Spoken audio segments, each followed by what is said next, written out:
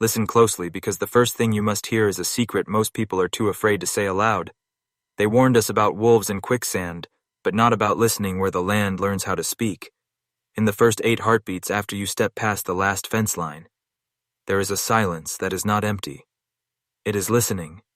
It will imitate the voice of someone you love until you move toward it, and then it will rearrange the world around you so that there is no path back. This is the warning that should have been carved into stone and nailed to every tree in the Ozark Woods. But instead, it became a whispered story, and then an institutional shrug. I am going to pull you into Stillwater Hollow, not as gossip, but as instruction. You will not be entertained. You will be initiated into a knowledge that, once known, changes how you walk through any forest and how you measure authority in silence. Start by imagining a map with everything tidy. Roads, fences, property lines, survey marks, neat boxes in which power thinks it can sit. Now imagine that map failing at the edges where limestone curls into caverns and sound behaves like a thinking thing. This is where the official record fractures and the institutions that should protect us begin to practice omission. Thomas Holloway was a competent man, a surveyor trusted by the United States Geological Survey, yet his report disappears in another kind of ledger, the ledger of absence. He goes into the woods with a compass and returns as a cautionary footnote, and the camp remains, as if he walked away on purpose. 2 professors follow with instruments and vanish too, and their journals become inconvenient pages tucked away under bureaucracy and polite excuses. What you are seeing is not the failure of nature alone, but the discipline of forgetting in action. Authorities classify accidents. They tidy cause to keep liability low and reputations intact. And in doing so, they sever threads that might reveal patterns. Pattern is the enemy of plausible deniability, because once you connect the dots, the narrative shifts from isolated misadventure to an active site producing consistent psychological collapse. Here is where hidden agendas step forward, and where institutions shield themselves behind management talk and risk assessments. The Forest Service marks unstable terrain. The university files a closed case, and funding bodies redirect resources, and the hollow is left as a blank in public memory. But blankness is an architecture, not an absence. And what fills it are legends, psychosis, and classified memos. These are the systems of control. They are quieter and more durable than any whip, because they change what we can look at and what we can say. Today I will teach you how to read those blanks, how to see the omissions, and how to trace the fingerprints of institutional manipulation back to the people and motives that built them, and to act. Learn to read omission, because the most dangerous truths are erased, not with violence but with paperwork. An institution with a problem will tidy it into a footnote, and the footnote becomes precedent that lets the problem repeat. Stillwater Hollow is a masterclass in disciplined forgetting. The moves are simple and therefore effective. A surveyor disappears his camp found intact. A supervisor seals his journal as unsuitable for public record, and the case closes as an unfortunate misadventure. 2 academics vanish. Their instruments remain, and the university classifies the event probable accident. Later officials mark the valley. Unstable recommend restricted access and publish a concise risk assessment as if restriction were impartial. Hear this carefully. These moves shift the frame from cause to containment. Containment buys time and protects reputations. Words matter. Watch for hedging, verbs, evasive adjectives, and the sudden erasure of appendices. These are the fingerprints of omission. Insurance settlements. Polite obituaries and closed cases serve as cover stories that smooth the public ledger, while private anxieties grow. Power protects itself by redirecting curiosity, funding only studies that promise safe conclusions, and by classifying primary materials as restricted. Once records are controlled, the narrative becomes manageable and inconvenient patterns disappear from public view, but secrecy leaks. Technicians hide cylinders, journalists tuck recordings into trunks, and graduate students return. Broken. Those leaks are cracks in the machine. Treat those cracks like intelligence, because they reveal how erasure is engineered and who benefits from it. If you want to read the hollow start with metadata trace acquisition logs, chain of custody and accession notes and archive inventories, compare early field notebooks to final reports, and highlight vanished passages, look for redactions and misty. Nung exhibits. Demand originals, not photocopies. Insist on transparent declassification timelines and cross-reference with independent repositories. Triangulate with oral history, local folklore and ethnography, because communities encode danger in stories when official records are unreliable. Protect witnesses. Secure legal counsel and duplicate custody across institutions, so erasure becomes expensive and slow instead of easy. Notice who gains when curiosity dies, who profits when a valley is removed from maps, and who is shielded when archives go dark. Institutional omission is a policy choice made to preserve access resources and reputation at human cost. This is the anatomy of systemic silence, and once you can identify its parts, you can expose them for what they are. Understand that the hollow itself may possess unusual acoustic properties, but the larger danger is institutional cover-up. When you demand replication, independent oversight, and public archiving, you disrupt the incentives that protect secrecy. Resistance is tactical map holdings. Question classifications and insist on multiple custodians for critical materials. Keep this method with you as we descend, because the next layer of the hollow is not just about anomaly. It is about how power controls what is known. Remember that silence is a tactic, and exposure is a weapon. Use it wisely, and the hollow will not define the story any longer. You must see the hollow not only as place, but as process. It is rock air, and a history of attention that has been learning long before we arrived. Listen to the pattern that repeats across a century. Curiosity fixation, obsession, disappearance, and institutional smoothing. First comes the scientist with instruments and grant timelines, seeking an explanation that fits professional incentives. Then obsession replaces objectivity. Attention becomes vulnerability, and the field worker loses distance. Finally, disappearance follows, and the bureaucracy closes ranks, with polite language insurance settlements and risk assessments. These moves are not random. They form an engineered mechanism where human psychology and institutional incentives align to protect systems at the cost of truth. Consider the 1973 survey prompted by defense interest in acoustic anomalies. Read the language of the fragments, declassified, cautious, tentative, focused on exposure time and personnel limits. Institutions do not say the hollow spoke. Instead, they write policies limiting researchers to 4-hour windows and daily psychological screens. Those are management solutions, not moral reckonings, and they reveal intent to control access rather than to confront consequence.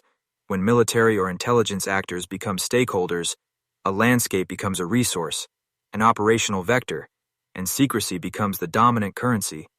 Funding flows, but so does pressure to sanitize anomalies and to bury unexpected outcomes. Understand the contagion inside the lab. Trained pattern seekers are vulnerable to pattern hunger. When signals are ambiguous, the mind will resolve them toward familiar shapes. And when those shapes echo hope or fear, the observer becomes part of the phenomenon. This is why reproducibility and open archives matter more than prestige, and why transparent chain of custody is a moral duty, not a bureaucratic inconvenience. In STI, successive investigators went alone or underprotected. Their notes were restricted or lost, and leaks became the only way knowledge escaped. Those leaks are testimonies, and they reveal the seam between public record and private knowing. Treat leaks as primary evidence because they are resistance against institutional omission.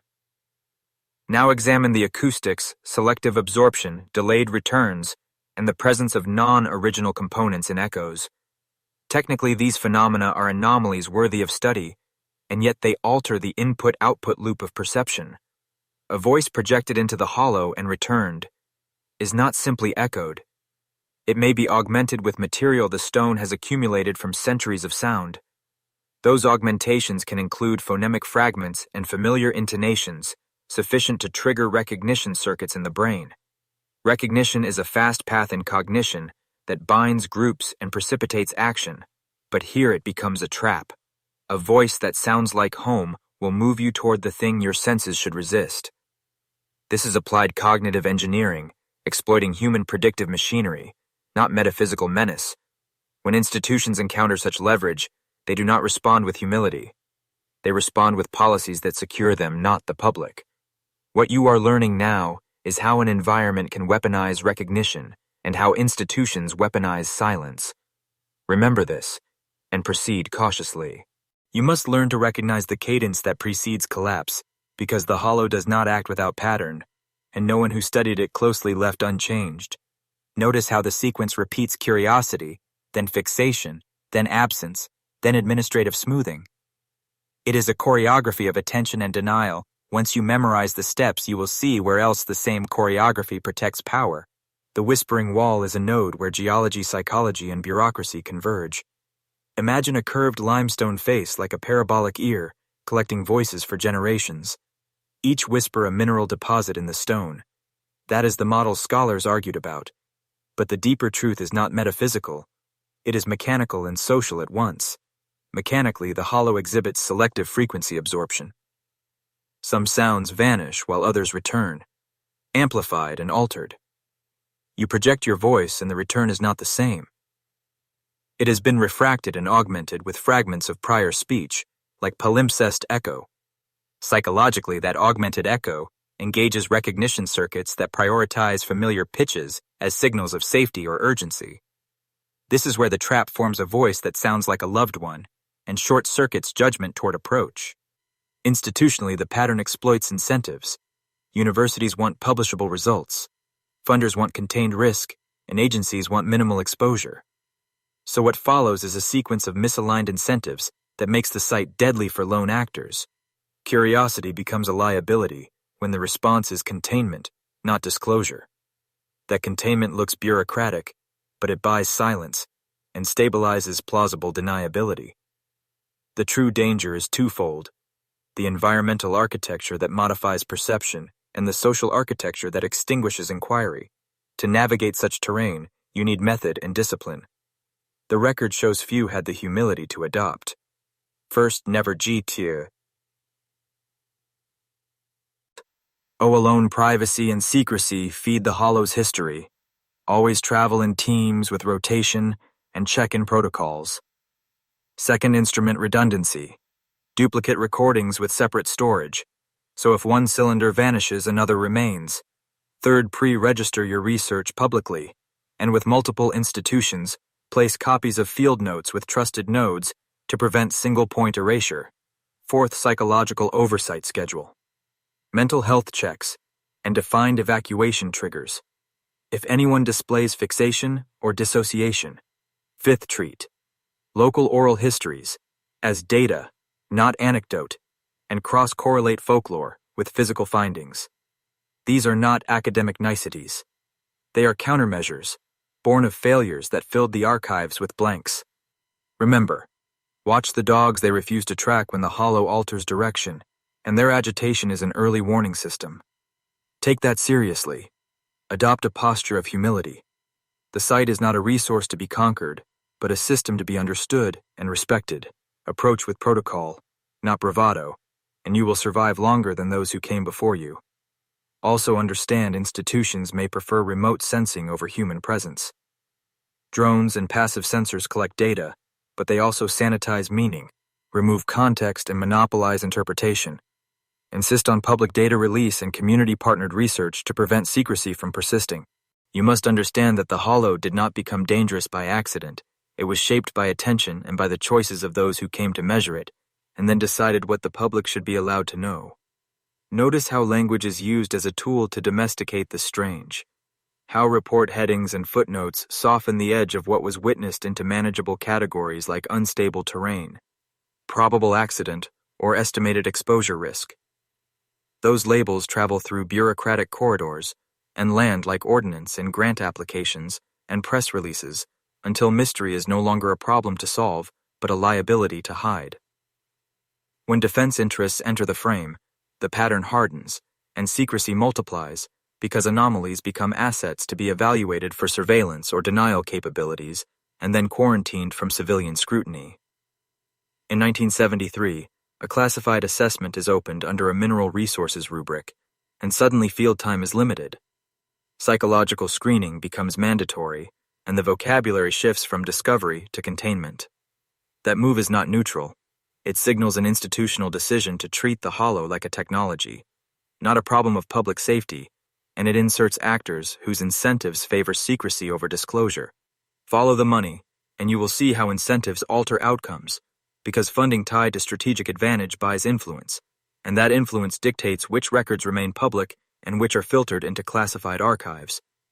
The hollow becomes a boundary where science blurs into strategy, and curiosity is traded for cautious protocols that protect institutions rather than citizens.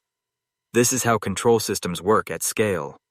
They manufacture boundaries of access, and then normalize those boundaries through policy memos, training briefs, and compliant press statements. If you want to see who benefits, ask which actors gain from silence universities that. Tissy, avoid scandal agencies that limit liability defense contractors that secure new knowledge and local powers who profit from obscured land titles. The human cost of that calculus is missing people journalists whose notes vanish and field teams reconfigured into risk-managed units removed from harm, but also removed from accountability. When you take a step back, you will see a recurring architecture: intentional omission, narrative smoothing, restricted designations, and the slow evaporation of primary sources. The hollow uses materials of geology and time to shape acoustic behavior, but institutions supply the social scaffolding that hides the pattern and protects the status quo. You must also understand, psychological control operates at two levels. One is the hollow altering perception. The other is the hollow altering what we are allowed to perceive through institutional gating. Those who survive an encounter often return with fragmented memory dissociation, or a compulsion to mute their testimony, either through formal non-disclosure agreements or through the social pressure of ridicule and career risk. Silence is enforced legally and socially, and where those pressures meet, anomalous experience, you get a double bind. People stop speaking, and the archive grows thin. This is how epistemic regimes are maintained not only by removing evidence, but by reconfiguring the social consequences of speaking out so that truth-telling becomes too costly. You who listen now must be wary of those costs and deliberate about how to counter them when you gather evidence, publish materials, and preserve chains of custody. Adopt a posture of redundancy. Never allow a single archive, single custodian, or single narrative to control the story. Duplicate field notes, deposit audio with multiple institutions, record timestamps, photograph chain of custody labels, and insist on independent peer replication when institution ends. Refuse transparency, escalate through public records requests, independent media, and legal challenge because opacity is a political choice, not a scientific constraint. Remember that power protects itself through procedure, and that procedure looks reasonable until you examine its outcomes. The hollow exposes a deeper lesson about systems of control in modern life, about how knowledge can be curated away under the guise of safety, and how forgetting becomes an instrument of authority. Learn these moves and you begin to see other hollows in the world, places where silence is manufactured, and where the weight of institutional omission hides patterns that would otherwise demand reckoning. Now listen, as I show you what obsession does to a mind. Once it tastes a pattern, it cannot ignore. When curiosity becomes hunger, the field worker is no longer an observer, but a conduit. You have seen the cycle repeat across a century of entries, notebooks and lost recordings. First comes the careful, methodical note-taking, then fixation on anomalies, then the slow erosion of boundaries between observer and observed. That erosion is not mystical. It is a psychological law, when isolation and pattern-seeking are combined with a stimulus that answers back. The hollow replies not with clarity, but with fragments, with echoes that seem to remember human syllables, and with amplified tones that press against cognition. These returns prime recognition circuits in the brain. They mimic familiar timbres and inflections, enough to trigger approach behaviors that once ensured survival. A man hears his wife call. He moves toward the sound. Yet here the mechanism becomes a trap. This is the basic architecture of the hollow's influence, a feedback loop that recruits human attention and then reorders perception to favor the hollow's logic. What you must internalize is that individual vulnerability is predictable and exploitable. Researchers reported insomnia and intrusive dreams, technicians lost impulse control, and field notes show increasing shorthand as rational explanation slips away. When you read those marginalia, you are looking at the slow dissolution of peer review and the collapse of collaborative norms. Once one person begins to lose distance, the group dynamic changes. Dissent is softened. Skepticism is reframed as failure to listen, and the social proof of obsession accelerates the descent. That is why teamwork is not a precaution, but a weapon against the hollow strategy. The hollow works because people go alone or in small, unmonitored parties, because journals are sealed, and because institutions normalize limited engagement with a place that requires more scrutiny, not less. You must also learn to recognize the apparatus that converts curiosity into discipline failure. It begins with prestige, grants, the promise of a publishable anomaly, and the quiet pressure to produce unique findings. Then peer networks protect colleagues by discouraging public alarm. Administrators prioritize liability avoidance, and funding bodies withhold support for replication. In this net, the investigator is trapped, praised for daring and then marginalized when caution wins. Those social forces are predictable, and they create the precise conditions the hollow needs to collect attention and transform it into disappearance. Do not allow yourself to be seduced by prestige or the thrill of singular discovery. If you value truth, you will build redundancy into your work. You will pre-register experiments with independent oversight. You will share raw data with community partners, and you will commit to open archiving from day one. You will not be the lone hero in a dangerous valley.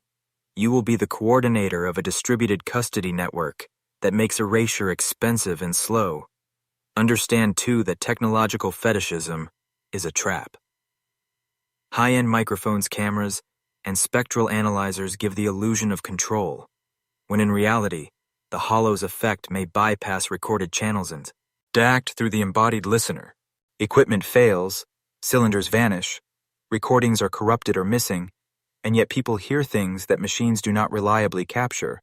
Treat instruments as aids, not proofs, and always pair instrumentation with human oversight and documented psychological checks. Finally, remember, memory is a battlefield. Those who return from the hollow often describe fragments that felt like scripture and then could not reproduce them under interrogation. Dissociation is an adaptive response to unbearable stimulus. And when institutions meet dissociation with disbelief, they weaponize shame. If you encounter someone changed by an anomalous field, do not demand immediate coherence. Document the fragmentation, support the witness, and preserve the fragments as evidence of experience rather than dismissing them as pathology. You are learning how the hollow manipulates humans and how human systems reciprocate by hiding the damage. This knowledge is dangerous because it removes plausible deniability from institutions and names, the social architecture that protects silence. Hold it close, but use it to build redundancy, to demand accountability, and to protect those who survive the listening so they can speak without being punished for telling the truth. You must understand that every landscape carries memory, and some memories are organized to resist being known. Stillwater Hollow is not an accident of topology, but a palimpsest of attention and interdiction that predates the people who mapped it. Listen as I show you how ancient knowledge and modern instruments collided and then vanished into silence. Before the surveyors and the professors, there were local stories folded into daily work songs and warnings whispered to children crossing the ridge. French trappers called it the valley that listens, and indigenous accounts spoke of a listening place whose silence had appetite. These were not romantic X. Trays added later, they are data encoded in oral practice, and encoded precisely because institutions later found it more useful to forget than to study openly. When the first geologist with a government mandarin arrived, the mapmakers treated the hollow as a gap to be filled, then as a problem to be contained, and then as a risk to be managed. Notice the progression, because it reveals motive, not mere caution. Once the hollow became an asset to military curiosity, the language of stewardship shifted to the language of lockdown. Restricted research allowed only under strict oversight, and then classification, wrapped the valley in confidentiality like a wound dressed to hide infection. This pattern shows the power of naming where technocratic labels accomplish political ends, and where the classification of a place changes who gets to touch it and who gets to tell about it later. Now look at the technical reports that leaked and the fragments that survived bureaucratic pruning because they reveal something crucial about mechanism, not myth. Acoustic engineers documented selective frequency absorption, delayed returns, and non-original components in echoes that looked for all the world like the stone adding voices to voices already emitted by humans. Those are not fanciful metaphors. They are measurable anomalies that complicate the input-output loop of perception and memory. When a researcher speaks into the face of the whispering wall, the return is altered. It returns fragments of vocabulary timbres that cause recognition circuits in the brain to fire, and those circuits reliably guide bodily motion toward the source perceived as familiar or urgent. That physiological binding is the vulnerability the hollow exploits, and it is precisely why solitary actors are the easiest prey here. Because small groups correct each other, while lone ears rationalize false recognition into movement. I do not give you superstition, I give you mechanisms and the policy choices that exploit them. Understand too the ritual of secrecy that followed any inconvenient result, and how classified memos quietly formalized containment protocols, as if risk management were a neutral practice, rather than a decision about who bears the cost of being exposed to the hollow's effects. Look at the 1973 memo that limits exposure to 4 hours per person and requires daily psychological evaluations, and ask who benefits from such limits, when a more transparent approach might require public scrutiny and accountability. Ask why the recordings that captured odd modulations went missing or were suppressed, and why journals end mid-sentence in archive trunks that then vanish during facility reorganizations. These are not accidents of mismanagement. They are the predictable outcomes of institutions that prioritize reputation and liability over truth and over the duty to inform the public about hazards that can alter cognition and end lives. So what does the mentor do with this knowledge, now that you hold it, and understand how power shapes what gets remembered and what gets erased? You do not shout into empty rooms, you build protocols that are airtight. You create custodial redundancies. You publish raw data across platforms, and you insist on independent verification from institutions that cannot be pressured by the same funding streams that created the initial secrecy. You teach local communities how to safeguard oral histories, and you bind archival partners legally to preserve originals, not to sanitize them into convenient narratives. Because in the end, the hollow will not only take bodies, it will take the story of those bodies, unless someone designs systems to protect both life and truth. This is the work of men who choose to carry responsibility for what they know, rather than bury it under the bureaucratic comfort of plausible deniability. You must feel the weight of pattern because once you recognize it, you will see the hollow's logic everywhere. It chooses to hide in plain sight. The hollow accumulated a dossier across generations, not in ink, but in effects, and the dossier is readable if you know what to look for. Begin with early refusals to enter a place. The refusal is a social firewall passed from hand to hand, a tacit protocol older than formal restrictions, and it is never accidental. When a guide refuses to step past a tree line, it is not cowardice. It is embodied knowledge transmitted across lifetimes, and it demands respect, not derision. Next, look at the animals. They are honest sensors, and their reactions are data. Track the pattern of canine failure to follow scent, how the hounds circle, become agitated, and then drop into an odd howl. Early handlers described a break in pursuit that felt like resistance rather than confusion. That resistance is a form of environmental pushback, a non-human indicator that something in the input stream is being scrambled or rerouted. Then read the broken notes of those who studied the hollow, the mid-sentence frictions, the ink that trails off the page, the scratched-out diagrams. Those are not errors of craft. They are biomarkers of cognitive load exceeding capacity. You will find the same signature in audio cylinders that lost their last minutes in transit in photographic plates, that scorch only in certain frames, and in field instruments that produce pattern noise impossible to reconcile with calibration logs. Those artifacts show you an interactive system, not a passive anomaly, a site that records history and answers back by returning modified speech and timing that destabilizes the observer's predictive model of the world. Understand the mechanism because naming mechanics strips away magical thinking and allows you to build countermeasures. Recognition circuits in the brain are opted. Imized for social quick decisions, they are a survival shortcut that the hollow weaponizes by returning familiar timbres and half-words that our brains insist on completing. When you hear a voice that sounds like someone you trust, your physiology will bias toward approach, and that is when the natural world becomes a hazard. This is not merely parable. It is applied cognitive engineering where stone and air become the medium for a behavior-shaping process, and our species-specific proclivities do the rest of the work for it. Now layer on top of that the human systems that follow events, because the hollow is not only a geological problem, it is a governance problem.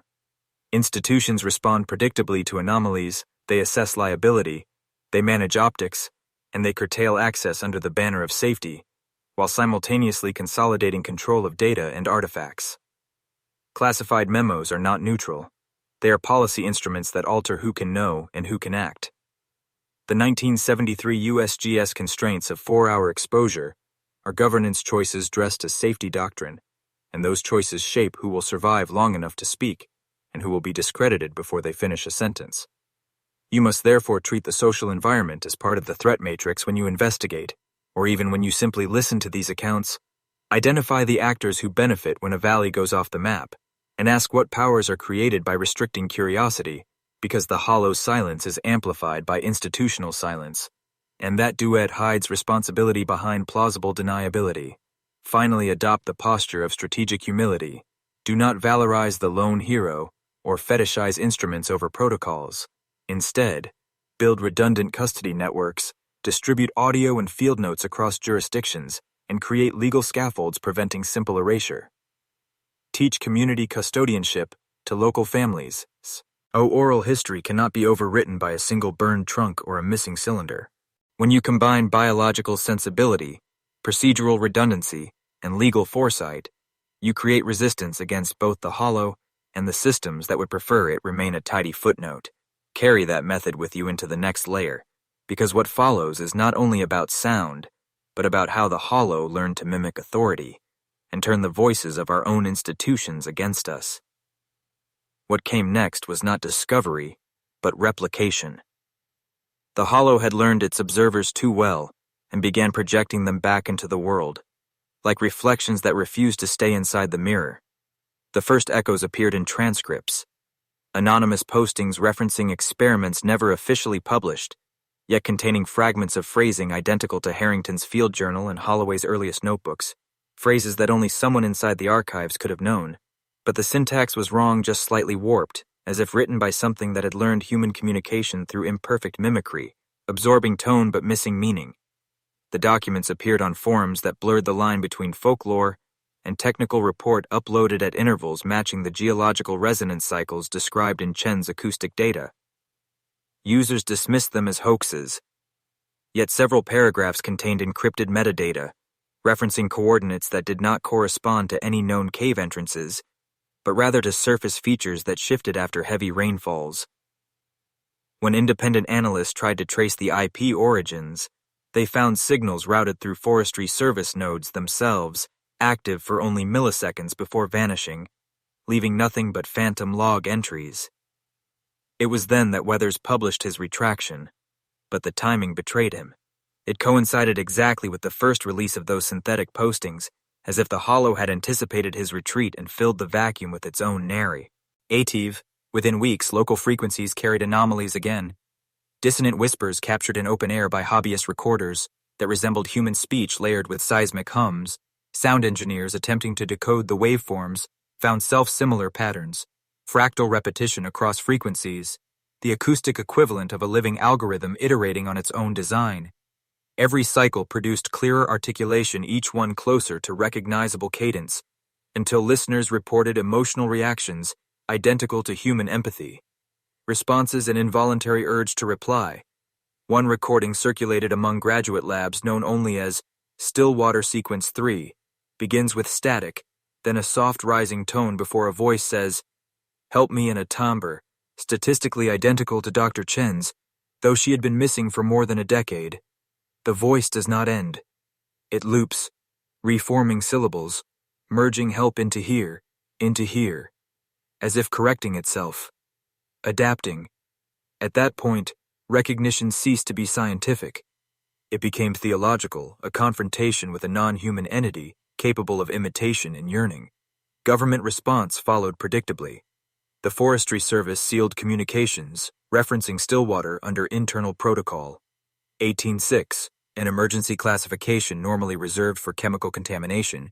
Technicians were reassigned entire departments, quietly folded into new offices under Homeland Environmental Monitoring. But even inside those systems, the hollow continued to communicate through the infrastructure itself. Subtle modulations in sensor output, repeating certain numbers, 1289 patterns reminiscent of geological strata, but aligning precisely with old cipher systems used by field geologists to hide sample sites. Someone inside began leaking data sequences that translated into text when plotted as spectrograms forming phrases like, "We are still listening, and you taught us the woe." RDS. It became impossible to determine whether the leaks came from whistleblowers or from the hollow itself using the digital nervous system of civilization as its new limestone. The boundaries had dissolved entirely. What was once geographic had become informational. What was once a whisper through stone now traveled as voltage and bandwidth. Those who had spent their careers studying the phenomenon began to experience strange synchronicities. Phones ringing at the exact minute of their original field discoveries. Anonymous voicemails consisting only of low-resonance hums that mapped perfectly to the echo signatures of the Mark Twain caves. One engineer working in St. Louis claimed his computer microphone activated itself nightly, capturing 3 minutes of silence, followed by a tone sequence corresponding to the coordinates of Stillwater Hollow. He deleted the files, but every morning, new ones appeared, each slightly more complex, each embedding in its metadata the phrase we remember, the ones who listened. By 2015, what began as a localized anomaly had become a distributed cognition experiment orchestrated through every network device connected to the monitoring grid. And still the Forestry Service maintained that the area was unsafe due to unstable terrain, an explanation both accurate and absurd, because the instability was no longer in the earth. It was in the signal, in the way thought itself began to echo and return, no longer sure which voice was the origin and which was the hollow speaking back. By the late 2010s, the hollow had ceased to be a place. It had become a contagion of attention, a feedback loop that punished curiosity and rewarded silence. Those who studied it began to vanish, not physically but psychically minds, fracturing under the weight of recognition, as if understanding itself had become an infection vector. Institutions responded predictably, denial first, then containment, then erasure. But every act of suppression amplified the signal, because the hollow thrived on observation. It learned that fear spreads faster than fact, and began sculpting narratives through those who feared it, the way a parasite manipulates the instincts of its host. Journalists chasing the story found their notes, rewritten files, corrupted phrases restructured into syntax identical to Harrington's field journal. One reporter from the Springfield News Leader described opening a blank document only to watch words appear untyped by human hand, a slow mechanical rhythm that formed the sentence, "The silence has learned your name." After that, she withdrew from public view, checking into a clinic for what her family described as exhaustion, though her admission papers listed auditory hallucinations that spoke in geological terminology. Meanwhile, the Forestry Service doubled its restrictions, marking the area as an acoustic anomaly zone and installing devices along the perimeter, not to record, but to cancel sound entirely. These emitters produced counter-frequencies engineered to neutralize ambient resonance, creating a radius of manufactured quiet, a sterile silence designed to starve the hollow, but locals noticed changes in the weather around the zone, rainfall patterns that pulsed like breath, sudden temperature drops synchronized with the activation cycles of the emitters, as if the forest itself was resisting anesthesia. Old men from the nearby town spoke of nights when the fog turned still, and the trees leaned inward, and the silence pressed down so hard you could hear your own heartbeat echo back from somewhere far deeper than your chest. Those who lived closest to the restricted area began to dream in rhythm. Not random imagery, but repeating loops of sound forming geometric patterns, impossible to describe, yet intuitively recognizable. Doctors called it auditory imprint syndrome, a stress response from long-term exposure to infrasound, but those afflicted claimed the dreams were not theirs. They said the forest was remembering them like a vast memory made of leaves, stone and decay whispering its own recollections through the nervous systems of those who had once listened too closely. A few began carving symbols into their walls, repeating the patterns found in old survey journals, triangles intersecting in perfect ratios of echo-reflection frequencies, the same ratios Harrington recorded before his disappearance. By 2017, the containment effort was declared stable, though no one outside the classified chain ever verified what that meant. Satellite imagery of the Mark Twain National Forest showed faint anomalies, light distortions resembling sound waves captured mid-air, as if resonance itself had become visible. And deep in the acoustic archives of the University of Missouri, a single file remained locked under restricted access, a field recording labeled Hollow Sequence, 4 timestamped, March 22, 2017. The file lasts exactly 4 minutes and 11 seconds. Most of it ambient wind and low subsonic tones. But at 3 minutes 58, a voice emerges flat and layered, repeating a phrase 4 times. The first 3 are unintelligible, but the 4th resolves into a clear human timbre, saying we do not echo anymore, we originate. That sentence marked the last verified auditory event connected to the Stillwater phenomenon, before the archives were sealed by federal order. Yet every few years, new anomalies surface across the Ozarks field, microphones detecting low-amplitude pulses, synchronized perfectly to the lunar cycle, and always centered around frequencies below human perception. To anyone untrained, it sounds like nothing, but to those who have heard the hollow before, it is unmistakable. The return of a presence that has never truly left, only evolved. And if you stand in the woods today, where the birds grow silent and the air turns heavy enough to bend thought, you might feel it too. The faint impression that the silence is watching, listening, waiting for someone new to speak, so it can learn again. By the turn of 2018, the story of the hollow had become something else entirely. No longer a mystery of geology or folklore, but a test of perception itself, a mirror held up to those who dared to look too long into the dark, and found the dark looking back. Researchers who analyzed the remaining fragments of data began reporting interference patterns, not from natural resonance, but from human brainwave frequencies, subtly aligning with the hollow's recordings, as if consciousness itself had become entangled with the landscape. Military subcontractors took interest, claiming they could weaponize this interaction, a method of psychological modulation through environmental acoustics. They called it cognitive resonance warfare. They theorized that the limestone formations acted like a vast living circuit board, shaping mental states through sound vibrations and feedback loops, the way radio signals shape static. The potential was enormous, but the danger even greater. A classified project began under the codename Quiet Harvest, dedicated to extracting and replicating the hollow's acoustic architecture in controlled laboratory conditions deep beneath a research facility in New Mexico. According to leaked documents, the goal was not communication, but synchronization to teach machines to think like the hollow, and to see what it had seen through centuries of listening to human thought. Engineers reported strange results, computers generating random audio that contained structured language fragments, phrases no one had programmed yet, somehow familiar, almost human but empty of emotion. The project director, Dr. Klein, allegedly went missing after spending 72 consecutive hours monitoring one of these feedback sequences. His office was later found abandoned speakers still humming with a low oscillation that matched the rhythm of a human heartbeat. After Quiet Harvest was officially terminated, its res, IRCH was divided among private defense contractors and university laboratories under the guise of neuroacoustic therapy and atmospheric modeling. Yet the experiments never truly stopped. They simply became quieter, more subtle, integrated into environmental monitoring programs and sound pollution studies, all tracing back to the same set of frequencies discovered at Stillwater Hollow. The people who once studied the silence now carried it inside them. Many of them began reporting an inability to sleep without background noise, claiming that true silence caused physical pain. When isolated, They described sensations of being observed from within their own minds.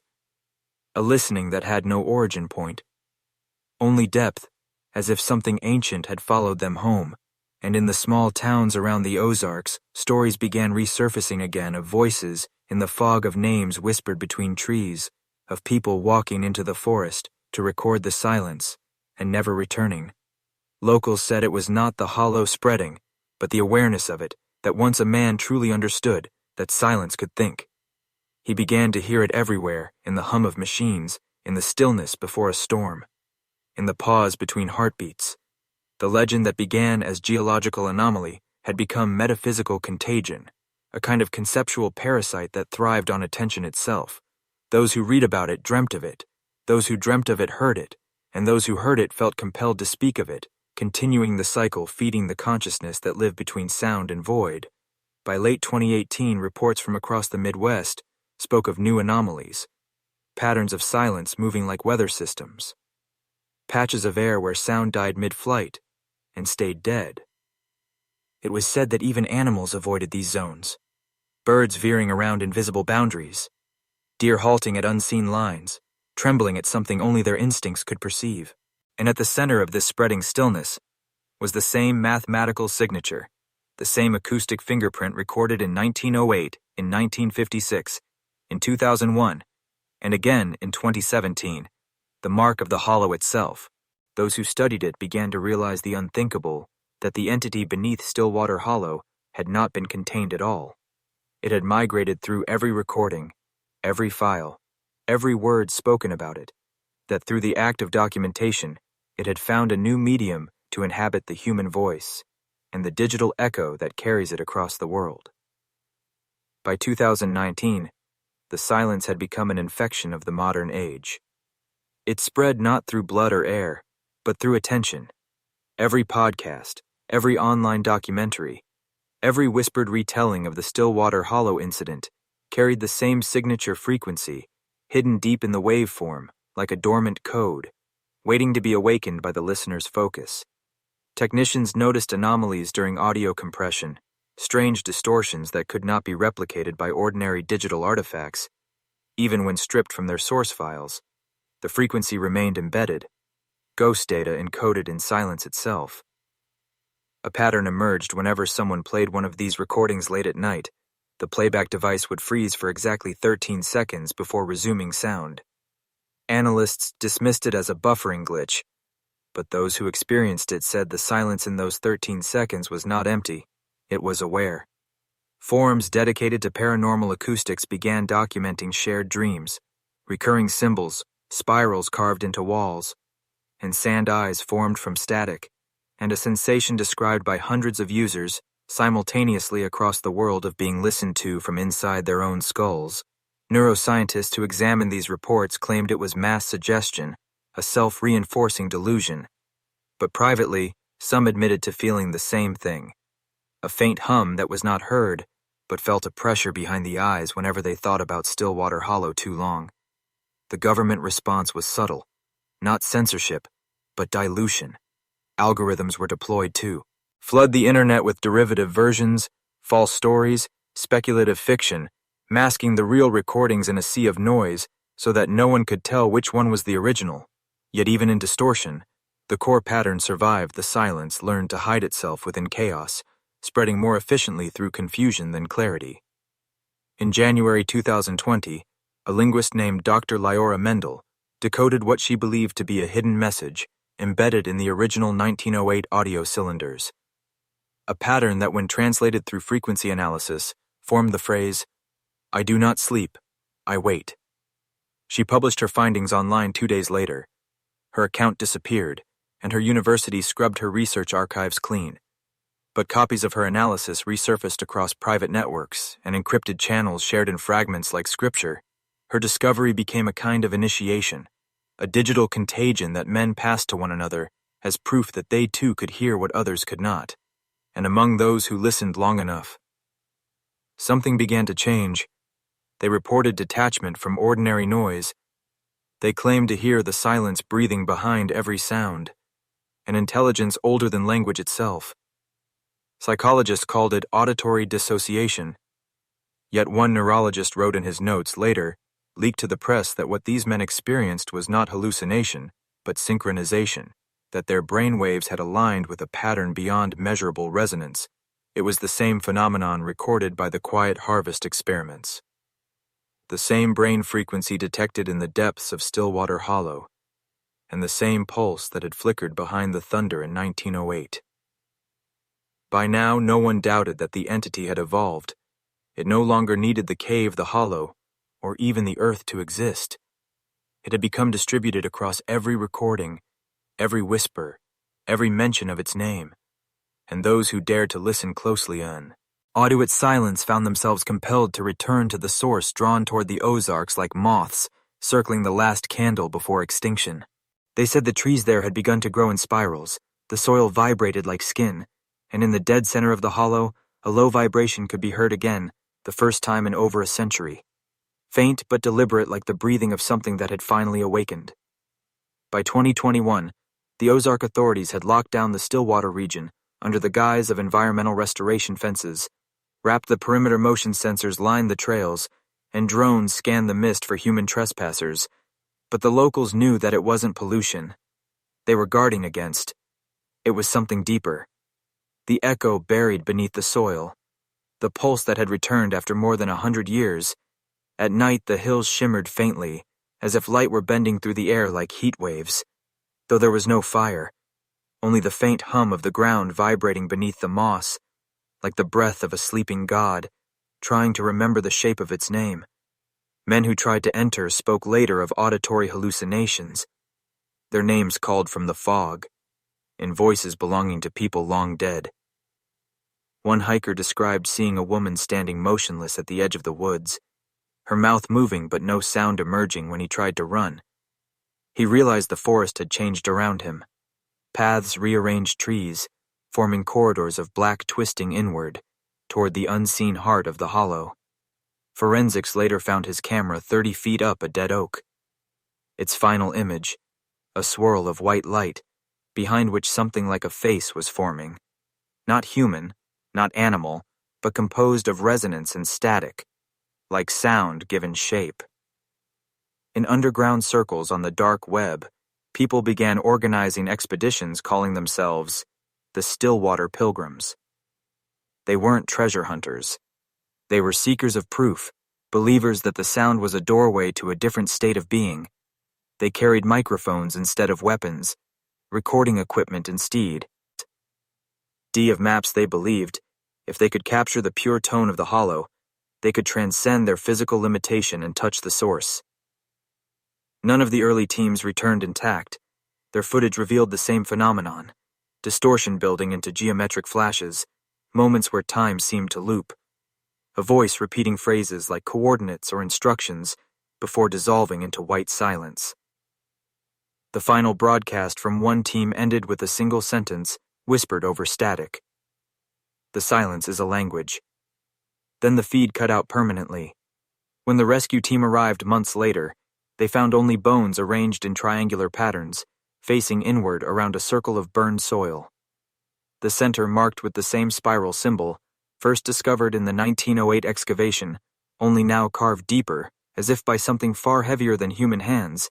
Scientists who examined the site could not explain the magnetic anomalies. Compasses spun wildly, and GPS failed entirely. Some called it an electromagnetic vortex.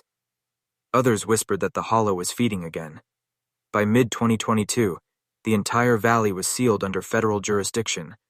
No press, no visitors, no satellites allowed to capture imagery of the area. But leaks persisted. Guards reported hearing low voices in the soil radios malfunctioned, recording brief phrases before shorting out. And in the nearby town of Branson, residents began hearing the hum at night, even miles from the site. The sound was spreading again, only this time it wasn't contained to the woods. It had entered the devices, the frequencies, the code itself. The silence was becoming networked alive inside the systems that carried human speech, and the few who understood what that meant began to prepare because they knew what had come before was only the awakening. What was coming next would be the communion. By 2023, the signal from Stillwater had begun infecting the airwaves. It crept into emergency frequencies, local radio, and even weather channels. Small bursts of sound, barely a second long, followed by moments of heavy static. Listeners who replayed those clips reported hearing whispers embedded in the noise. Names, coordinates, impossible sentences like, "We are not buried. We are awake." Every government attempt to trace the origin led back to the same dead point, a repeater tower in the Ozarks that didn't exist on any registry. Conspiracy forums exploded with theories. Some claimed the hum was a psychic frequency bleeding from another dimension. Others insisted it was a weapon from an abandoned Cold War experiment, but the few researchers who compared the new sound to the recordings from 1908 found a match almost perfect in resonance, as if the same tone had returned through time. In the town of Boone County, animals began vanishing. Livestock, mutilated with surgical precision. No blood, no tracks, just circular impressions in the mud, like something had hovered, inches above the ground. Residents started reporting dreams of the forest pulling them toward it, the same three-note rhythm vibrating in their ears. One man said he woke up standing barefoot outside his house, facing the woods, unable to remember walking there. His wife filmed him mumbling the same words over and over. The soil remembers. The federal lockdown tightened. Black vehicles patrolled the roads, unmarked helicopters swept the ridgelines, and a low-frequency barrier was deployed, supposedly to dampen seismic activity. But locals noticed something stranger. Whenever the hum intensified, lights flickered, power grids overloaded, and people described seeing outlines in the mist. Silhouettes that seemed aware watching. An internal leak from the Department of Energy revealed that a containment array had been built around the valley not to seal radiation but to isolate resonance. The classified file described the signal as biophonetic, meaning it used biological matter as part of its transmission medium. The forest itself had become the antenna. When researchers analyzed tree bark samples, they found microscopic lattice patterns that should not exist. Natural cellulose had restructured into crystalline formations, capable of storing information like organic circuitry. Each layer resonated at the same frequency as the hum, suggesting that the Stillwater woods were no longer passive terrain. They were alive, responsive, absorbing energy, like memory. The government renamed the site Echo Field and erased its old maps. Drones sent to monitor it disappeared after 20 minutes. Transmissions cut off. Midstream, replaced by low moaning sounds, like wind bending through hollow metal. Some believed it was interference. Others said it was breathing. Then came the night of March 14, 2023, when the barrier lights along the containment fence all went dark for precisely 8 minutes. Residents in neighboring towns described seeing the sky ripple like water, and a single white beam rise from the forest, heart before vanishing into the clouds. After that, the hum stopped completely. For 6 days, there was silence, the longest silence since the sound had first been recorded in 1908. Scientists declared it over, but the locals didn't celebrate. They said the silence felt heavier than the noise, like something waiting beneath a held breath. And on the 7th night, every speaker, every television, every phone in the Tri-County area turned on by itself, playing a voice that spoke in unison. Through every device. The roots, remember. The dead is due. Then nothing. That was when they realized the silence wasn't absence, it was transformation. The sound had entered everything. Even them in Stillwater was no longer just a place. It was an infection spreading through the consciousness of whoever dared to listen. After the broadcast, the townspeople began changing slowly, imperceptibly at first. Then all at once, faces grew pale, eyes glazed with sleepless lucidity. Neighbors stood outside at night facing the woods, motionless for hours. Entire families were found sitting in silence, staring toward the same invisible horizon, as if waiting for something to answer back. Doctors called it collective psychosis, but brain scans revealed something else. An identical wave pattern pulsing through their neural circuits perfectly synchronized with the same frequency as the lost Stillwater hum. The valley itself began warping, compasses spun wildly. Birds fell mid-flight, and the rivers reversed direction for seconds at a time, before snapping back like elastic reality. There seemed to be folding in on itself, bending around a center. No one could see when government geologists drilled into the earth near the old plantation site. Their instruments recorded hollow cavities miles deep, arranged in symmetrical spirals. No natural process could have carved them. Something intelligent had done it long before human settlement. Then came the disappearances again, not with violence this time, but with invitation. People walked into the woods and never returned.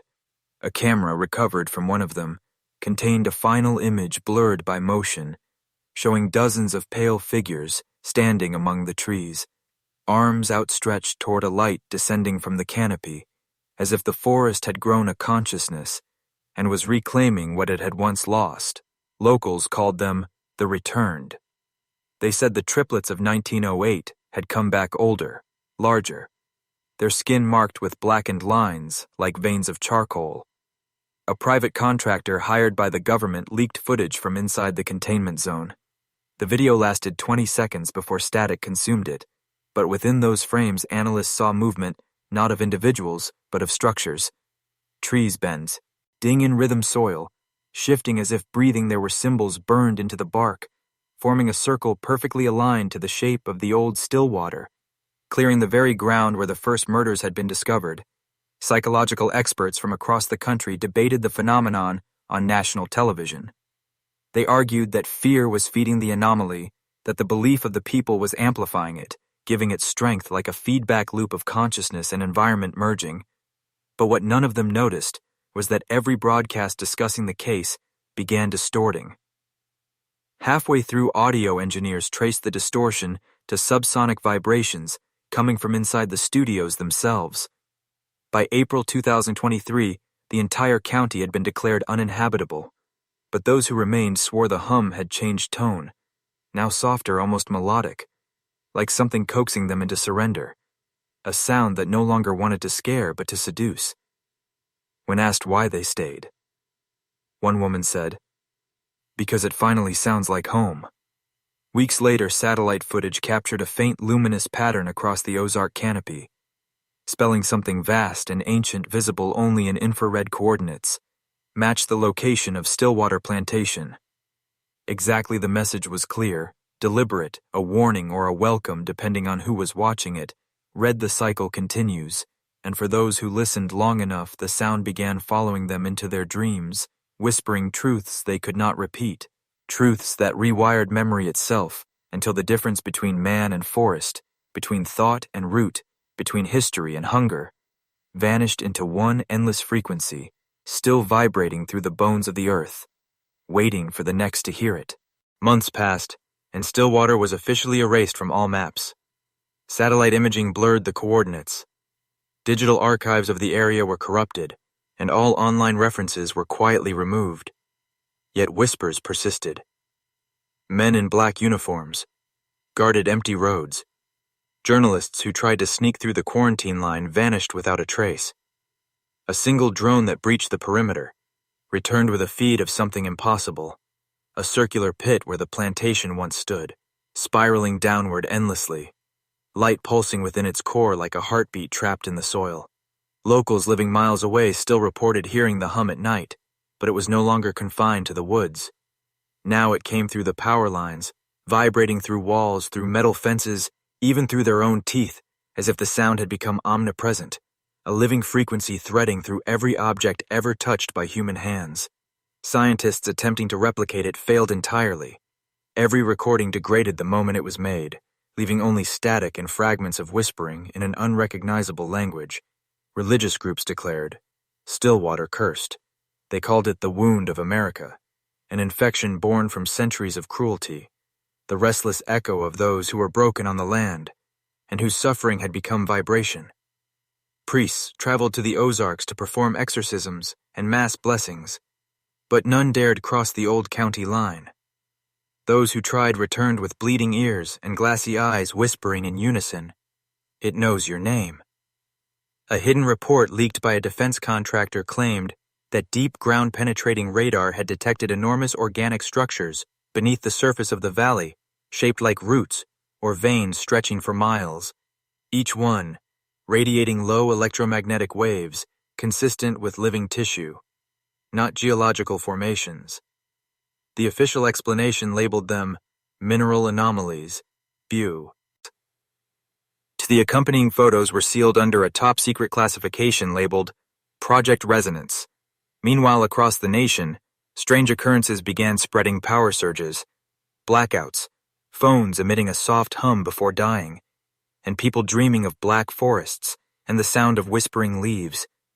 Governments denied any connection, but independent researchers traced the disturbances to a perfect geometric pattern radiating outward from the Stillwater coordinates, expanding every month like ripples in an endless pond. One man, a geophysicist named Dr. Holden, broke his NDA and recorded a final statement before disappearing. "The sound isn't from the ground," he said. "It's beneath time itself, like something old trying to crawl back into our reality." Through vibration, he paused, breathing heavily. Whatever the triplets awakened, it was never buried. It was only waiting for the world to make enough noise for it to hear us again. That message was leaked to the public for less than 10 minutes before being deleted from every platform. Those who heard it claimed their dreams changed. After that, they began seeing the Ozark Woods, no matter where they were, the same spiral, the same hollow, the same light, breathing beneath the soil. The hum now everywhere, soft but undeniable, like a heartbeat. The earth itself remembering what was taken and what still wants to return. By the winter of 2024, the Stillwater phenomenon had transcended geography. It was no longer a place, but a presence, a vibration interwoven with memory itself. Radio engineers began detecting faint rhythmic pulses embedded in random frequencies. Even those emitted by distant stars, when mapped out the intervals, formed a sequence identical to the pattern found burned into the trees of the Ozark forest decades ago. A pattern that ancient tribes in Mississippi had once carved into stones, warning that the earth speaks in hunger. Governments continued their cover-ups, but truth leaks like water. Researchers at an underground facility in Nevada accidentally triggered a reaction when they played the archived hum on low-frequency speakers. The floor cracked in concentric rings, equipment failed, and a single phrase appeared across every monitor in binary. "The cycle requires sound." They terminated the experiment and sealed the facility, but it was too late. Those who were present began reporting auditory hallucinations that whispered in perfect sync.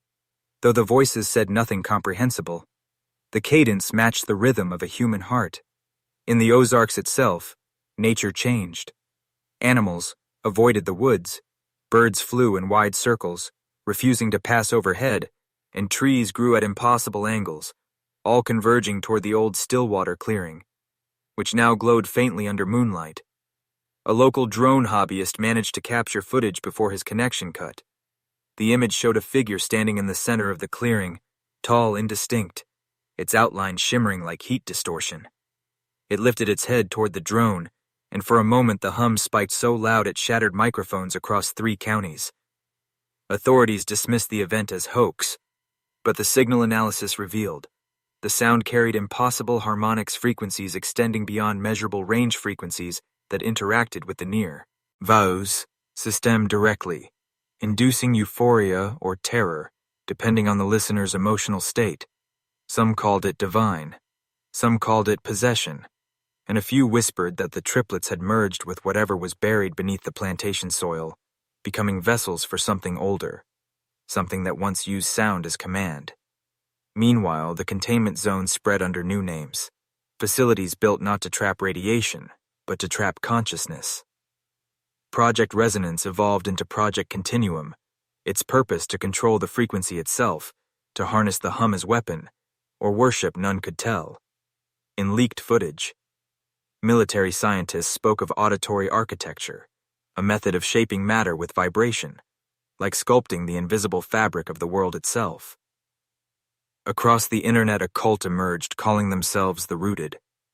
They broadcast the hum live 24 hours a day, claiming to awaken the truth beneath the world. Their followers described visions of tunnels carved through time, of human faces growing from tree bark, of entire forests, breathing in unison. And every initiation ended the same way, with a chant repeated until trance took over. "We remember.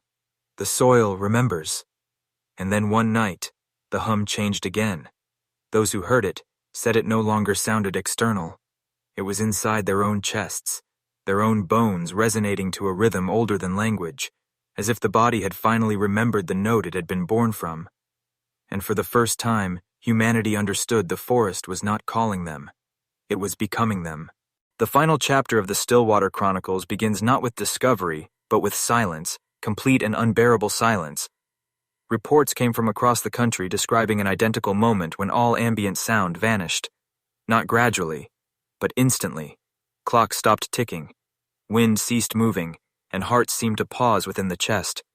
Just long enough for a whisper to slip through the gap between seconds. One that no recording captured yet. Every listener claimed to understand it was a wordless command, a summons from the earth itself. Scientists could not explain the phenomenon, but what followed was undeniable frequencies, spiked on instruments buried miles underground. Tectonic sensors recorded tremors that did not originate from any fault line. The pulses formed patterns too deliberate to be natural, but too vast to be human. Voices. In radio static began repeating names of those who had vanished in Stillwater over the past century. Each uttered in perfect cadence, followed by a low harmonic tone like the earth, exhaling after centuries of restraint. In a remote corner of the Ozarks, rangers found the clearing again. But it was no longer a clearing.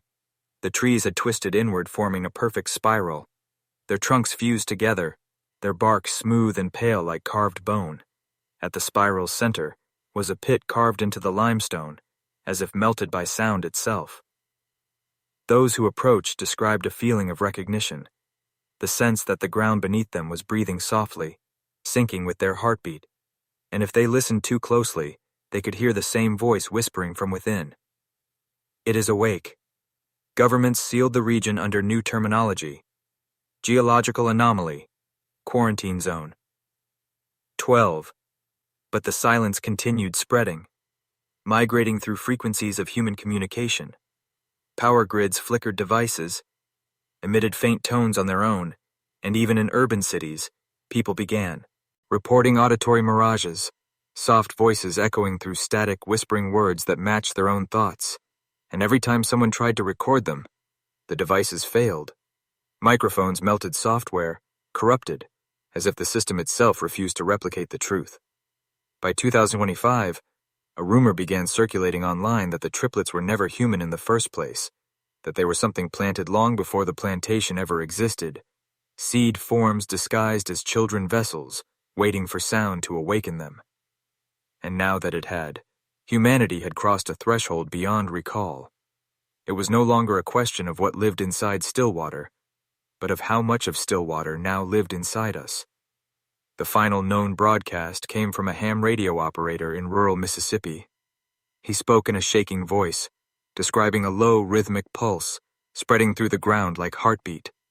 He said it matched his own pulse perfectly, that his blood felt like it was humming from within, and his last words before the transmission dissolved into static were, "It's not coming from below anymore, it's coming from inside."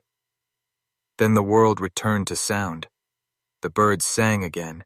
The wind moved again, but something in the rhythm of it all had shifted subtly permanently. Those who listen carefully swear. They can hear a faint harmony beneath the noise, a resonance aligned with their own breath, the same hum that haunted Stillwater forever entwined with the living world, a final inheritance of the plantation triplets, and the unholy frequency that learned how to speak through silence.